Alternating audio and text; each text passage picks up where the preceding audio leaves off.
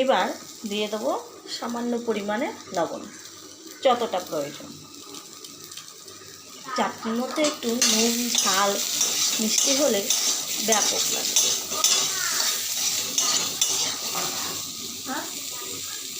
না, চাটনি।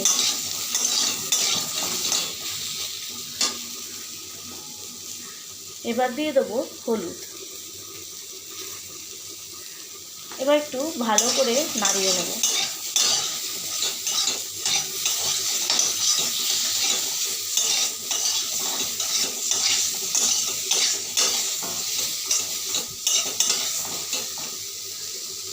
এদিকটায় বসিয়েছি পটল দিয়ে আলু দিয়ে তরকারি।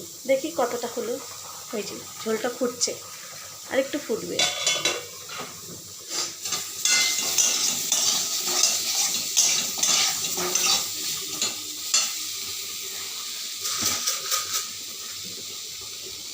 এবার দেবো চিনি। একটু মিষ্টি মিষ্টি না হলে তো ভালো লাগে না, ওই জন্য চিনিটা দেবো। চিনিটাকে দিয়েও কিছু সময় নাড়িয়ে নেব।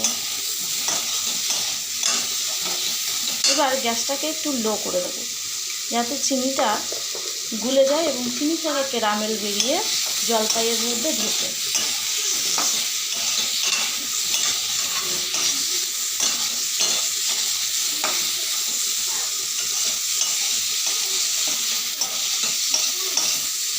এই যে দেখুন লাল লাল ক্যারামেল। এই যে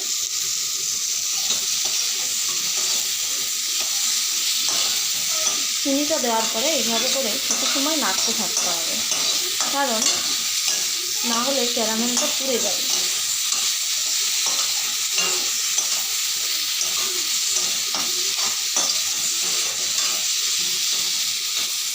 হয়ে গেছে।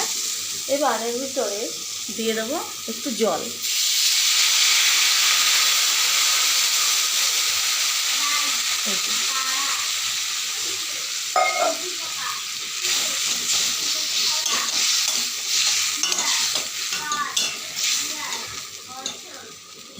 এবার এটা ঢাকা দিয়ে দেবো কিছু সময়ের জন্য, তাহলে ফুটতে থাক আমার জলপাইয়ের চাটনি। দেখা হবে অন্য আর একদিন অন্য একটা ব্লগে। তত সময় আপনারা ভালো থাকবেন, সুস্থ থাকবেন। আর এই রান্নাটি যদি ভালো লেগে থাকে তাহলে অবশ্যই একটা লাইক করে চ্যানেলটিকে সাবস্ক্রাইব করবেন।